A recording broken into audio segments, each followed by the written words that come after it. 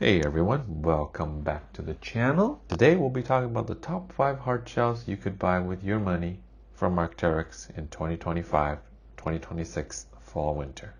Let's preface this video by outlining all the criteria we are examining for these top 5 jackets to buy. With general guidelines, we will be approaching these top 5 as a one shell quiver, meaning if we were only to buy one jacket, these top 5 would be my picks. We're going to try and cover as many use cases as possible, and hopefully it'll give you a guide into what you should look for in your quest to buy that Arc'teryx jacket. In the first place, we have the new revised rush jacket for fall-winter 25-26. This new revised version of the rush jacket has just one con: its length. This is truly a do-it-all shell. Rush has great coverage and should be heavily considered for a one-shell quiver. One con versus plenty of pros? I think you get the idea. Let's dive in. With 5 exterior pockets, 2 chest pockets, 2 hand pockets, and 1 sleeve pass pocket, it doesn't get any better than this. Carrying something small and light? Use the chest pockets. Carrying something heavier? Use the hand pockets. This fully featured jacket is like the Pro Line Ski Guide jacket that allows the user to maximize carrying space while providing the best protection. Let's look at the product details. Lots of product details, but usually this is where you can find what the features have. Usually this is where you can determine what kind of features the jacket has, because the Arc'teryx marketing photos do not always showcase all the features a product may have. Stuff I usually look for are design and fit, the patterning, hood configuration, pocket configuration, and any extra features. Also, this is where you can find the weight of each product and the fit of each product. Now Arc'teryx has this new size guide that has been out for I think about a year now, and it really does showcase how the product will fit with you inside as its sole layer. What I mean by sole layer, meaning it's probably just meant for a light base layer, and this is what the jacket would look like if you had nothing else on. Now, to get back to the rush jacket, it has a helmet compatible storm hood, which is great for nesting, as you can see here. See how the hood looks massive around this mannequin's head? That's what a storm hood looks like and fits like. It's so that all this extra room will be filled by your helmet. Meaning, if you never use a helmet, the storm hood will be extremely massive for you. But with these fully featured jackets, there are multiple hood adjustment points to make it fit just right. But it might still look a little bit massive without a helmet. There's the sleeve pocket here, which is great for RFID ski passes and or your transit passes if you'd like to wear it throughout. If you like to wear this jacket, because we will be using this jacket for all use cases in this video. And it being regular fit, it'll fit quite a few layers underneath, at least 1 or 2 layers underneath. See how there's plenty of room, freedom of movement, and articulated patterning, something Arc'teryx is very good at. So see all this extra room. It'll fit your nice synthetic or down puffy inside quite well, and or just your fleece, or both. A recoil reflector has been built in for this new revision so that search and rescue could find you in an avalanche event, though it would still be recommended to carry your beacon and shovels and probe just to be safe. There are also 2 internal dump buckets, 1 on each side.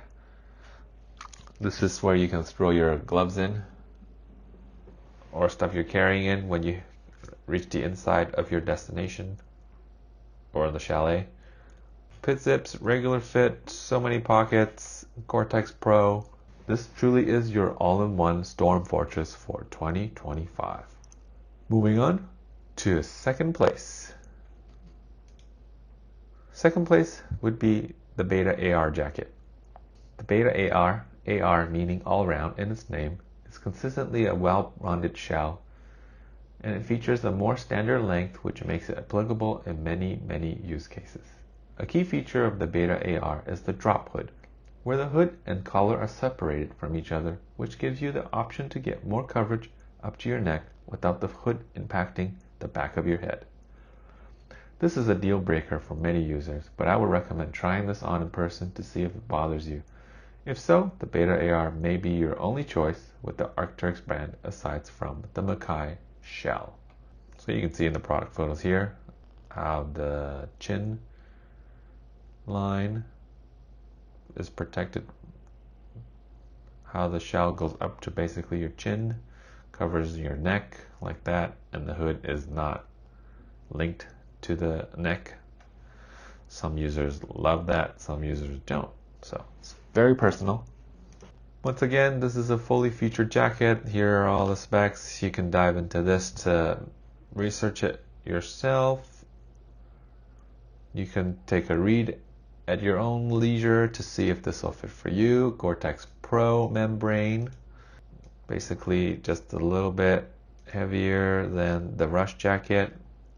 Anywho, a fully featured jacket again, hand pockets, pit zips, hem and cuff adjusters, multiple hood adjuster points, internal security pocket, and it comes with a recoil reflector now as well. Do note this has a hybrid construction, meaning it has two different types of face fabrics, which can be seen here. The body is 80 denier, and the contrast, which is the contrast is 100 denier, and the contrast is usually the shoulders, hands, and back. So you can see how there's two colors. That would be the contrast, 100 denier, and the body is 80 denier. The hybrid construction usually tries to save some weight by utilizing heavier fabrics on the higher wear area. So backpacks, you know, if you run into trees, branches and stuff, rocks, scuffs. Higher 100 denier count will protect the shell better from rips and tears.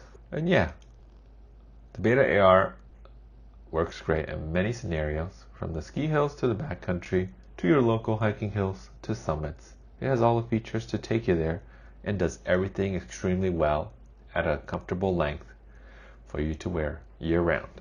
And now moving on to third place, it would be, in my opinion, the Beta SL jacket. This used to be the Beta Lightweight or Beta LT from a couple of years ago. Arc'teryx played with the names, they couldn't get it right, and they've gone back to using the old product modifiers. If you're interested in that, there will be a little card here for you. Just check it out. It's a little dated, but the product modifiers still stand true till this day. The Beta SL jacket is a C-knit jacket. Now what is C-knit? It's a circular spun knit that makes it softer to feel and makes it more like a soft gel. So it's more comfortable to the skin, next to skin, and it's a little bit softer for you to wear. This usually means the jacket is slightly on the heavier side because it's C-knit, but it does feel much better. But it is much softer than a regular hard shell. So at number 3 is the Beta SL. This is a great choice for the more budget conscious, but is not considered fully featured. The main feature of the Beta SL is its packability and comfort. The C-knit backer is softer to feel, makes it feel nice and soft shell, but it retains hard shell functionality. This is basically a stripped down version of the Beta AR, ever so slightly shorter in coverage, and is trim fit, which hugs closer to the body compared to the AR. It also has a recoil reflector. So what are we looking for here? It is basically a more trimmed down Beta AR jacket.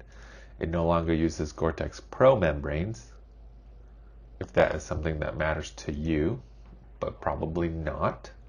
So here you can see the center back length of the garment is 75 centimeters. Here we can see the trim fit. See how much less space there is between the mannequin and the shell. So it is unlikely you'll be fitting a puffy down underneath, maybe an atom underneath, definitely a fleece underneath. But the hood is much smaller as well. We're stepping down in the denier count of the face fabric. So key feature here is the weight and the packability versus the Beta AR. This shell would be good for packing away as an emergency shell, since they've done away with Gore-Tex Pack-Lite many years ago. This shell is less abrasion resistant by the lower denier count, so you have to be more careful with what you do with it.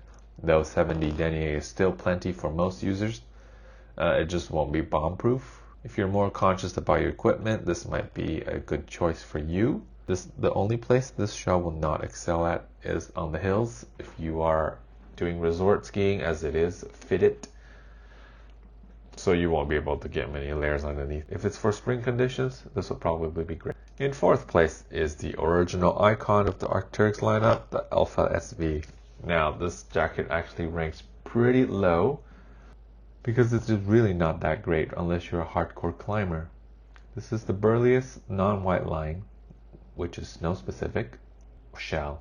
The reality is most users do not need this level of abrasion resistance for regular uses. The biggest con here is the price and the chest pockets.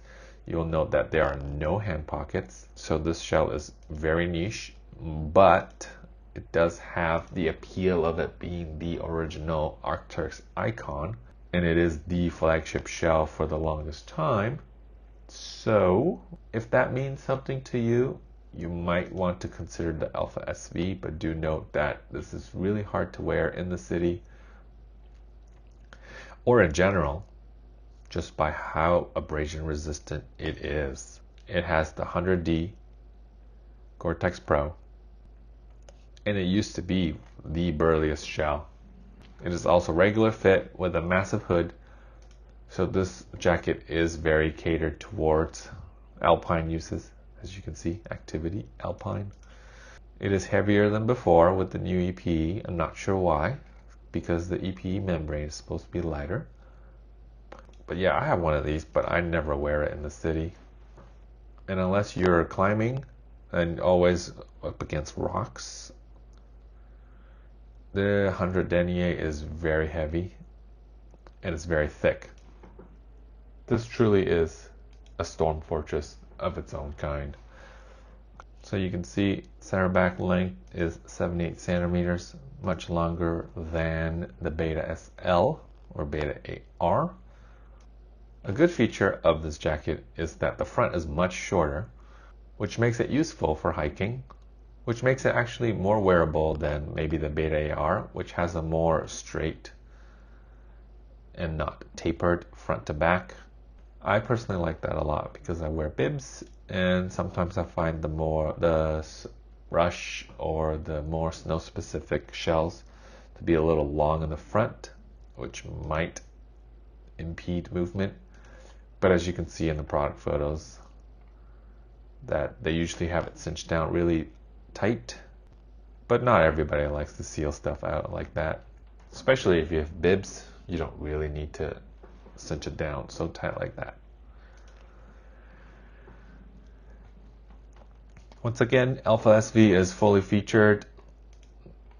Few pocket configurations, internal dump pockets, security pockets, lots of pockets, pit zips, multiple hood adjustment points, three hood adjustment points, because it is massive, regular fit, storm hood, ultra massive.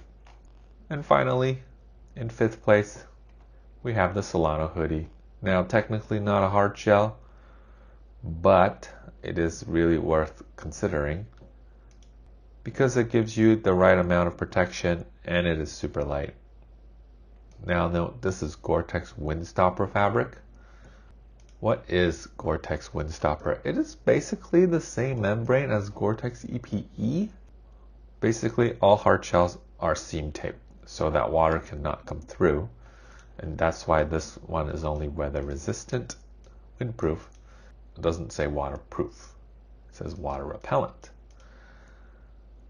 The seams are not taped, and usually they don't use watertight zippers.